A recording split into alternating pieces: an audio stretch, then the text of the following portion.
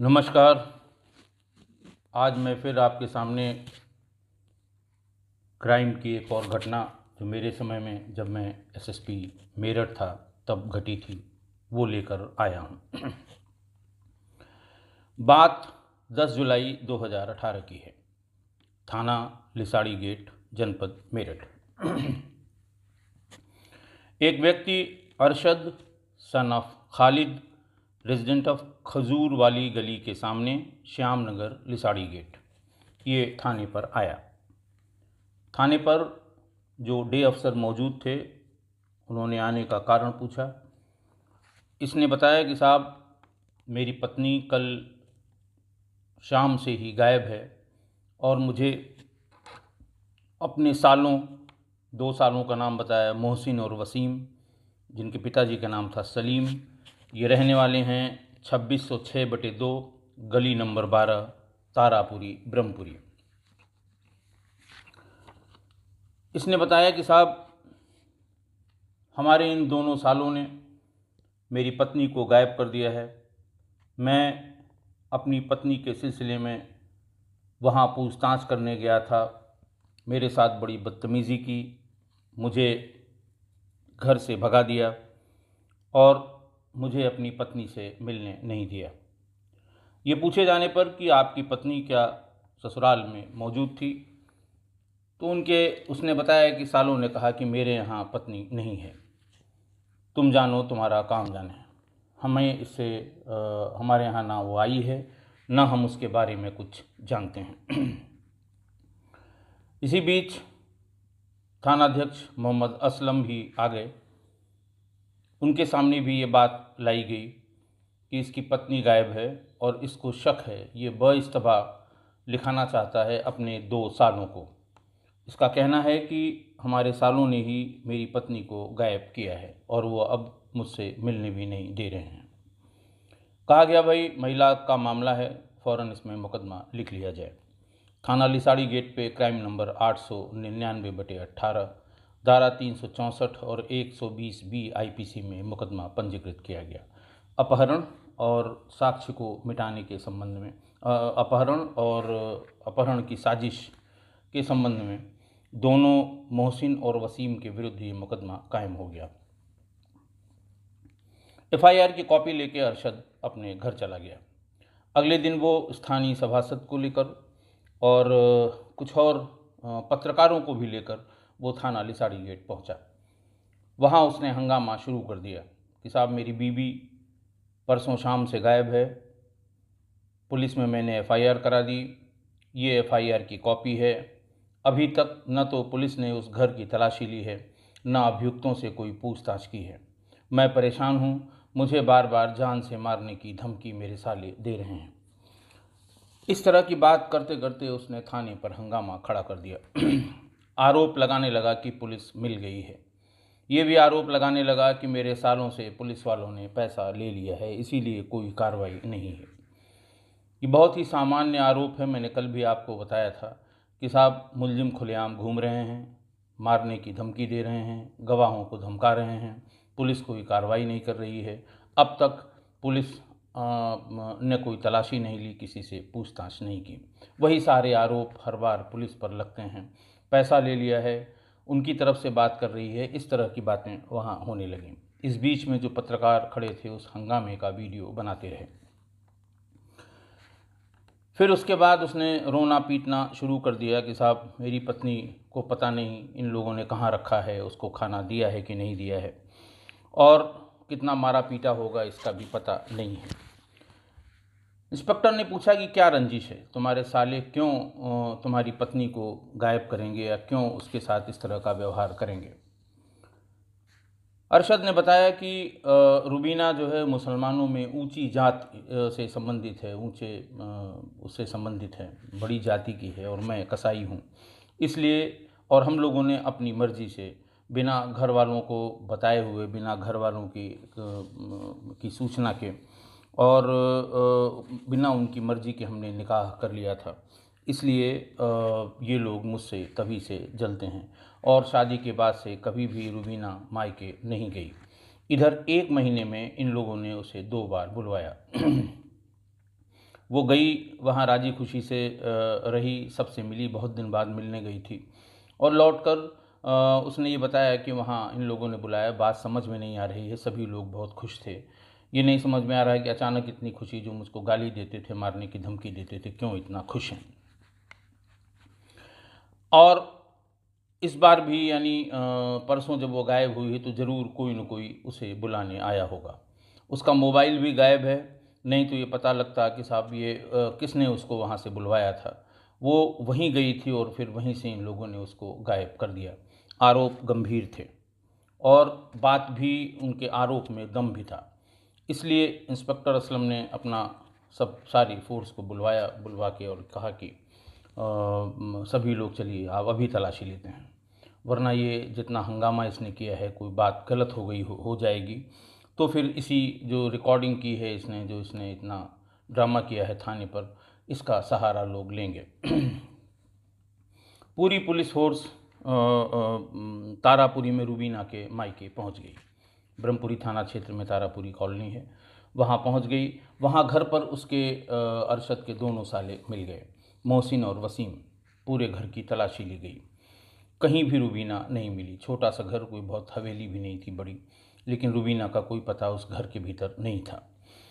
थाने की महिला सिपाहियों को जो साथ में गई थी, जनरली बहुत कंजस्टेड इलाका है वो, तो महिला कांस्टेबल्स को महिलाओं की तलाशी या महिलाओं के रहने वाले स्थान पर सर्च ऑपरेशन के लिए ले जाया जाता है। वहाँ पर जनान खाने की तलाशी लेते समय एक महिला कांस्टेबल ने कहा कि साहब एक मोबाइल यहाँ पर पड़ा है, ये इन लोगों से पूछा जाए किसका मोबाइल है। घर के मौजूद सभी सदस्यों से पूछा गया ये मोबाइल किसका है, तो लोगों ने मना कर दिया कि ये हमारा मोबाइल नहीं है। फिर उसको गाड़ी में रखने के लिए इंस्पेक्टर ने कह दिया। बाहर वाले कमरे में तलाशी बाकी लोग ले रहे थे तो देखा खिड़की के पर्दे के पीछे एक दुपट्टा पड़ा है जिसमें काफ़ी खून लगा हुआ है। ये पूछा गया कि भाई ये दुपट्टा किसका है और खून क्यों लगा हुआ है।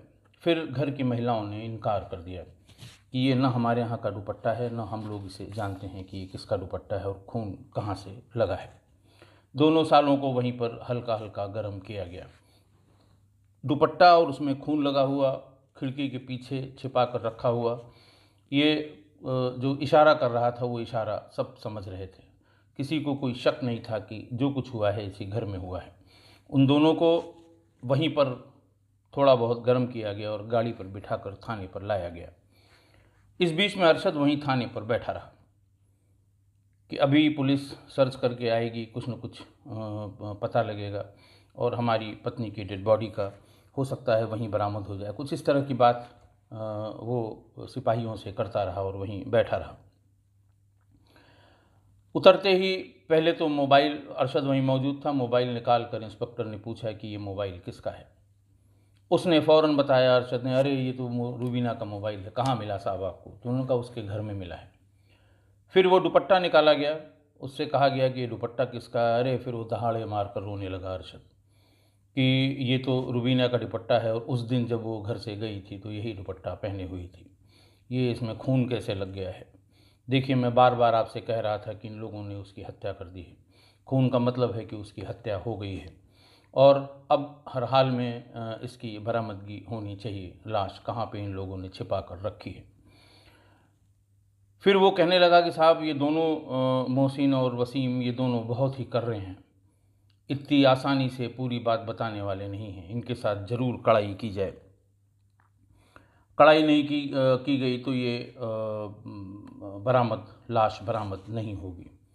अब किसी को कोई शक शुबहा नहीं था कि रूबीना की हत्या हो गई है और उसके इन्हीं दोनों भाइयों का कुछ न कुछ उसमें हाथ है, क्योंकि इनके घर से ही मोबाइल मिला रूबीना का और इनके घर से ही रक्त रंजित दुपट्टा भी मिला। जो सिपाही रेड में गए थे, जो सब इंस्पेक्टर थे, इंस्पेक्टर को, इन सब लोगों को किसी को कोई शुबह नहीं थी, लेकिन लाश के बारे में पूछने पर दोनों बार बार साफ इनकार कर रहे थे कि साहब मेरे घर में कुछ नहीं हुआ है। इसी के तुरंत बाद मोहसिन और वसीम को क्राइम ब्रांच ले जाया गया। वहाँ पर सबसे पहले क्राइम ब्रांच वालों ने बरामद मोबाइल की डिटेल्स नोट की और उसको मैच किया। जब ये मुकदमा लिखा गया था अपहरण का, महिला के अपहरण का, तो उस समय भी मोबाइल नंबर नोट किया गया था। एफआईआर में ही था महिला का मोबाइल नंबर और उसके हस्बैंड का मोबाइल नंबर। उन दोनों के सीडीआर निकाल कर रखी हुई थी, उससे मैच किया गया और ये सही पाया गया कि ये वही मोबाइल है जिसका जिक्र एफआईआर में है। 9 को वो गायब हुई थी, 10 को ये मुकदमा लिखवाया गया था। 11 को सुबह 10-11 बजे के आसपास घर की तलाशी हुई थी और 11 की शाम तक ये लोग क्राइम ब्रांच में पूछताछ कक्ष में लाए गए थे। पूछताछ में दोनों ने पहले बताना शुरू किया कि उनको ये पता नहीं कि उनके खिलाफ एफआईआर हुई है। उन्होंने ये भी बताया कि 15 दिन पहले रुबीना घर पे आई थी, घर की औरतों से बहुत बातचीत की थी, खूब रोई थी, क्योंकि शादी के बाद से वो घर शायद एक ही बार आई थी। उसको लेके औरतें बहुत खुश हुई थीं, खाना बनाया गया था और सब लोगों ने उसको खाना खिलाया था। कल अरशद घर पर आए थे, आते ही उन्होंने गाली गलौज शुरू कर दी और ये कहने लगे कि तुम लोगों ने ही उसको अपने घर में छिपा रखा है। बहुत बदतमीज़ी करने लगे, तो उनको हम लोग उस घर के एक एक कमरे में ले गए कि आप खुद देख लीजिए कि यहाँ पर रुबीना नहीं है, और रुबीना यहाँ आई ही नहीं है, 15 दिन पहले आई थी। लेकिन फिर भी वो बदतमीज़ी करते रहे। फिर हम लोगों ने ज़बरदस्ती उनको घर से बाहर निकाल दिया। इसके अलावा हमें कुछ नहीं पता। क्राइम ब्रांच के जो पूछताछ विशेषज्ञ थे वो बार बार इसी बात पर जोर देते रहे कि ये मोबाइल तुम्हारे यहाँ कैसे आया, ये खून से सना हुआ दुपट्टा तुम्हारे यहाँ कैसे आया, जिसका उन दोनों के पास कोई जवाब नहीं था, क्योंकि हो सकता है उनकी जानकारी में भी न हो। बार बार वो यही कह रहे थे कि हमारी जानकारी में नहीं है। सबको यही सब लोग यही मान के चल रहे थे कि हत्या इसी घर में हुई है। महिलाओं की नॉलेज में होगा या इन दोनों के नॉलेज में होगा। थोड़ी सी कड़ाई करने पर बात खुल जाएगी और सिर्फ लाश की बरामदगी ही एक काम बचा है। अगर लाश बरामद हो जाएगी तो इस पूरे केस का पटाक्षेप हो जाएगा और विवेचना इसकी ख़त्म करके फिर आगे का काम हम लोग देखेंगे। पूछताछ कक्ष में सब बड़ी आतुरता के साथ ले गए कि अभी किसी ने कहा अभी आधे घंटे में बता देगा, किसी ने कहा अभी गर्म करते हैं बता देगा। अब ये कहाँ जाएगा, क्राइम तो इसके घर में ही हुआ है। पूछताछ कक्ष में फिर सत्यवादी नियमावली के अनुसार पूछताछ शुरू की गई। अच्छी वाली, बहुत अच्छी वाली, बहुत बहुत अच्छी वाली, और बात फिर यंत्रों पर आ गई। सत्य बोलक यंत्र और तमाम जो और आगे की कार्रवाई है वो शुरू की गई। दोनों के बयानों में कोई अंतर नहीं था, दोनों से अलग अलग पूछताछ की गई। 12 तारीख की सुबह हो गई लेकिन उनसे कुछ नहीं निकला और उन दोनों में अब बोलने का भी दम नहीं बचा था। बात किसी की समझ में नहीं आ रही थी। क्राइम ब्रांच के लोगों ने जो सर्विलांस का काम देखते हैं उन्होंने बताया कि ये जो मोबाइल बरामद हुआ है, यानी महिला का मोबाइल जो है, अपहृता का मोबाइल, ये और इसके हस्बैंड का मोबाइल एक ही टावर में घर पे बंद हुआ था। जो स्विच ऑफ दिखा रहा है और जो लास्ट डिटैच दिखा रहा है, ये वो उसके घर का टावर है। फिर ये इतनी दूर उसके मायके में ये मोबाइल कैसे पहुंच गया, ये ज़रूर थोड़ा सा ताज्जुब की बात है। जब कुछ नहीं निकला तो ये हुआ कि अब ज़्यादा करना ठीक नहीं है, इनका नुकसान हो सकता है। पूछताछ तय किया गया कि पूछताछ बंद कर दी जाए, इन्हें थोड़ा आराम करने दिया जाए। कुछ इतनी पूछताछ के बाद पानी नहीं पिलाया जाता, पानी नहीं दिया जाता, उससे हेल्थ को नुकसान पहुंचता है। थोड़ी थोड़ी चाय एक एक घूंट करके थोड़ी देर तक दी जाती है। उन्हें चलाया फिराया जाता है। फिर उसके बाद जब थोड़ा सामान्य हो जाते हैं तब उन्हें ब्रेड या खाने के लिए कुछ चीज़ दी जाती है। ये सेट रूटीन है, सेट रिहर्सल है, सेट एसओपी है। उसको फॉलो करने के लिए वहाँ पर 2-3 सिपाही एक्सपर्ट होते हैं, उनको वो काम दे दिया गया और पूछताछ बंद हो गई। सुबह जब लोग इकट्ठा हुए 9-10 बजे तो ये नतीजा निकला कि इसमें कहीं न कहीं कोई गफलत है इस पूरे मामले में, क्योंकि ऐसा हो नहीं सकता कि ये बहुत ज़्यादा इनका कोई ऐसा बैकग्राउंड नहीं है कि ये ना बता पाएँ। इतनी पूछताछ में बड़े बड़े टूट गए हैं, अगर इनके पास कुछ होता तो ये बता ज़रूर देते। इस बीच में अरशद बार बार पूछता रहा कि साहब बॉडी मिली, साहब बॉडी मिली, कभी फ़ोन करके, कभी सिपाहियों से। वहीं आसपास क्राइम ब्रांच के बाहर पुलिस लाइन में घूमता रहा और इसी फिराक में रहा कि कैसे पता लग जाए कि बॉडी कहाँ है। जब कुछ नहीं निकला तो सबके लिए बहुत ताज्जुब की बात थी कि बॉडी की घर में रक्त रंजित दुपट्टा बरामद हुआ, घर में मोबाइल बरामद हुआ अपहृता का, और बताने वाला कोई नहीं है। महिलाओं के साथ इस तरह की ज़ोर ज़बरदस्ती जब तक कोई सबूत न हो किया जाना उचित नहीं है। इसलिए ये तय किया गया कि दोनों के, यानी मायके वालों की जो महिलाएं हैं उनका नंबर लगाया जाए, क्योंकि पुरुषों के पास तो कुछ अगर होता तो बता देते, उनकी शायद संज्ञान में नहीं है। महिलाओं का नंबर लगाया जाए और इधर इसके पति यानी अरशद का भी नंबर लगवा लिया जाए और उसको सुना जाए कि आखिर बात क्या है। कोई न कोई बात छिटक कर निकलेगी, कोई न कोई बात ये कहेंगे और शायद हमारा काम आगे बढ़ निकले। उसी दिन शाम को 9 बजे जब सुबह ये नंबर लगवाया गया 12 तारीख को, और शाम को कॉल शुरू हो गई, सब कॉल मिलने लगी। जो जो नंबर डाइवर्ट कराए गए थे वो क्राइम ब्रांच में उसको सुना जाने लगा। रात में 9 बजे के आसपास एक कॉल आई जिसमें अरशद बोल रहा था। अरशद ने जिसको फ़ोन किया था उससे कह रहा था कि वहाँ जाकर देखो कि ऊपर तो नहीं आ गई, क्योंकि इन लोगों ने पूछताछ बंद कर दी है, मुझे दाल में कुछ काला नज़र आ रहा है। बहुत इम्पोर्टेंट कॉल थी। सबसे पहले ये कहा गया कि ये जिस किसी से बात की जा रही है, दोनों लोग चूंकि कोड में बात कर रहे हैं कि ऊपर तो नहीं आ गई, जाकर देखो क्योंकि पूछताछ बंद कर दी है और कुछ दाल में काला है। उसका नंबर, तुरंत उसका नाम पता निकाला गया। वो था इरफान सन ऑफ यामीन, नीचा सद्दीक नगर, लिसाड़ी गेट। जैसे ही इसका पता लगा, रात हो चुकी थी, इसको फ़ौरन इसके घर से उठाया गया और क्राइम ब्रांच में लाया गया। क्राइम ब्रांच में अरशद और इरफान को आमने सामने बिठाया गया। पहले थोड़ी देर पूछताछ करता रहा। पूछताछ क्राइम ब्रांच के लोग करते रहे। अरशद कुछ बताने को तैयार नहीं था। फिर इन दोनों के बीच जो कॉल थी उसकी रिकॉर्डिंग लाउड, उसको माइक पर सुनवाई गई, लाउड एंड क्लियर। जैसे ही ये आवाज़ दोनों ने अपनी अपनी सुनी और बातचीत में जो कंटेंट था वो सुना, फिर कुछ कहने की ज़रूरत नहीं पड़ी। इरफान ने कहा कि साहब मारपीट मत करिए, मैं सारी बातें बताता हूँ।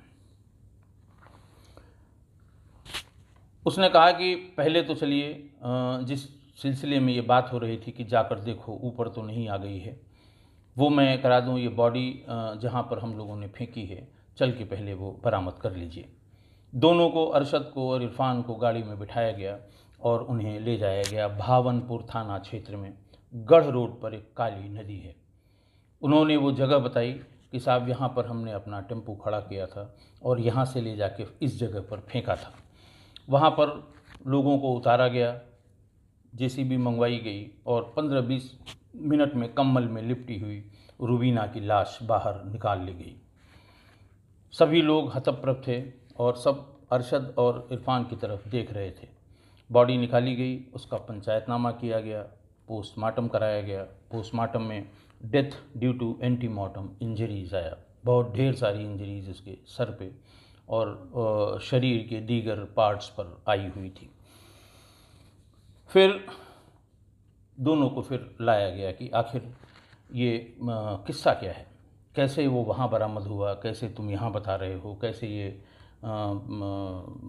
मोबाइल और दुपट्टा वहाँ मिल गया, कैसे बॉडी इतनी दूर भावनपुर में मिल गई। फिर अरशद ने पूरी बात बतानी शुरू की। उसने कहा कि शादी के बाद कुछ दिन तक सब ठीक ठाक चलता रहा, लेकिन जिस बात पर मुझे सबसे बड़ी आपत्ति थी, वो दिन में भी और रात में भी गैर मर्दों से बात करती थी। पूछने पर कि किससे बात हो रही है, कोई इधर उधर की बात बता देती थी कि इनसे बात हो रही है, उनसे बात हो रही है। फिर कुछ दिन बाद लोगों ने, मोहल्ले के लोगों ने ताने देने शुरू किए कि लंबी लंबी गाड़ियों में तुम्हारे यहाँ लोग आते हैं जब तुम घर पे नहीं होते हो। बात जैसे ही वो लोग ताने देते थे, ये बात समझ जाता था और घर आकर अपनी पत्नी यानी रुबीना से पूछता था कि लोग ऐसा कह रहे हैं, ऐसी क्या बात है। बात धीरे धीरे बढ़ने लगी और झगड़ा भी बढ़ने लगा। एक दिन यानी 9 जुलाई को वो करीबन 3 बजे ही अपने घर आ गया। जैसे ही दरवाज़ा खोला, एक लड़का इसको, चूँकि दरवाजे पे खड़ा था, इसके बगल से निकलकर भागने की कोशिश करने लगा। उसको इन्होंने, अरशद ने दौड़ा कर पकड़ने की कोशिश की, लेकिन वो भाग गया। अरशद गुस्से में भीतर गया। भीतर से उसने दरवाज़ा बंद किया, पूछा ये कौन था, क्यों भागा। वो भी कुछ अटपटा सा जवाब देने लगी, मतलब जवाब देने की स्थिति में वो नहीं थी, शायद वो इसलिए कुछ बोल नहीं पा रही थी। इसी बीच में उसे वो पीटने लगा, पीट के उसे ज़मीन पर गिरा दिया और ईंटों से, पत्थरों से, जो भी घर में उसके उपलब्ध था, उससे उसके सिर पे ताबड़तोड़ वार किए। मारते मारते जब उसको लगा कि अब शायद ये मर गई हो, तो बिजली के तार का बड़ा केबल था उसके पास, उससे उसका गला घोंट दिया। उसके बाद उसकी बॉडी को एक कंबल में लपेट के किनारे रख दिया, बेड के नीचे डाल दिया, क्योंकि दिन का टाइम था, 4, साढ़े 3, 4 बज रहे थे। उसे डर था कि कोई मेहमान ना आ जाए। और फिर गीले कपड़े करके वहाँ जितना खून बिखरा हुआ था उसको साफ़ किया। उसी में उसके हाथ वो दुपट्टा भी लग गया, उससे भी उसने खून को साफ़ किया। रात में करीब 9 बजे उसकी टेम्पो चलती थी। रात में 9 बजे अपने एक टेम्पो चालक को उसने फ़ोन किया, इरफान को, कि अपना टेम्पो लेकर आ जाओ। टेम्पो लेकर वो घर पहुंचा। इरफान को अरशद ने पूरी बात बताई कि ऐसा ऐसा हुआ है और बॉडी को डिस्पोज ऑफ करना है। अरशद भी तैयार हो गया। बॉडी को कंबल में लपेट के टेम्पो में रखा गया और उसे फिर भावनपुर थाना क्षेत्र के गढ़ रोड पर काली नदी में ले जाकर फेंक दिया। उस समय जो उसका टेम्पो नंबर था वो था UP 15 DT 4533। फिर उसने जब डिस्पोज ऑफ करके करीब 10:30 बजे घर आ गया, फिर बाहर से खाना मंगाया, खाना खाया, और खाना खाने के बाद उसका कहना था कि उसका दिमाग काम नहीं कर रहा था कि अब कैसे आगे बढ़ा जाए। उसने उसका मोबाइल निकाल के अलग रखा और जो दुपट्टा जिस पे काफ़ी खून लगा हुआ था, जिससे उसने खून को साफ़ किया था, एक पॉलीथीन में, चूँकि दुपट्टा नायलॉन को होता है, वो जब उसको आप मोड़िए या रखिए तो थोड़ा कम जगह लेता है, उसको एक पॉलीथीन में रख के दोनों अपने जेब में रख लिया और सुबह 8:30-9 बजे के आसपास अपने ससुराल पहुंच गया। वहाँ जाकर उसने हंगामा काट दिया। उसके दोनों साले थे, उनसे बदतमीजी करने लगा कि घर में ही तुमने छिपा के रखा है, वो नहीं आई है कल से, और तुम लोग ये हो, तुम लोग वो हो। तो घर की औरतों ने कहा कि नहीं, इसको घर दिखा दो एक बार, ये इतनी आफत किए हुए है। तो उसको लेके ये लोग घर के अलग अलग कमरों को दिखाने गए। इसी में एक जगह उसने चुपचाप मोबाइल निकाल कर सोफे की गद्दी के नीचे रख दिया। फिर भी वो गाली गलौज करता रहा। फिर इन लोगों से बात बहस होने लगी, तमाम शिकवे शिकायतें करता रहा। और फिर इसी बातचीत में बाहर की खिड़की के पर्दे के पास खड़ा होकर उसने पॉलीथीन में जो दुपट्टा था उसको वहाँ पर फेंक दिया। ये कह के फिर भी वो जब बदतमीजी करता रहा तो इन दोनों सालों ने और घर की औरतों ने धक्का देके इसको घर से बाहर निकाल दिया। इस तरह से, और फिर ये सब करने के बाद फिर वो थाने पर जाकर उसने रिपोर्ट लिखाई। वो जानता था, वो बार बार यही कह रहा था कि साहब न तलाशी हुई, न ये पकड़े गए, न गिरफ्तार हुए, न पूछताछ हुई। वो जानता था कि तलाशी होगी तो कुछ न कुछ वहाँ मिल जाएगा, फिर पुलिस के पास शक का आधार होगा, फिर इन दोनों की पिटाई होगी और फिर पुलिस कभी हमारे ऊपर शक नहीं करेगी। 14 जुलाई को अरशद और इरफान को जेल भेज दिया गया। इनके पास से मृतका का मोबाइल, उसका दुपट्टा और जिन ईंट पत्थरों से इसने मारा था और उसे साफ़ कर दिया था, वो पूरे के पूरे बरामद हो गए, जिनको फॉरेंसिक साइंस लैब भेज दिया गया। इरफान की टेम्पो UP 15 DT 4533 भी बरामद कर ली गई। बड़ी प्रेस कॉन्फ्रेंस की गई और काफ़ी इसका अखबारों में हल्ला हुआ कि किस तरह से इसने अपनी पत्नी को मार के और उन दोनों अपने सालों को ऐसा फंसाया कि बस फंस ही गए थे, और जो उन्होंने पूछताछ झेली है ये उनका कलेजा ही जानता होगा, वो भी गलत। खैर, हैप्पी एंडिंग हुई इसकी पुलिस के लिए कि सही सही ये केस खुला और जो असली मुलजिम थे वो जेल भेजे गए। आज के लिए इतना ही। बहुत बहुत धन्यवाद।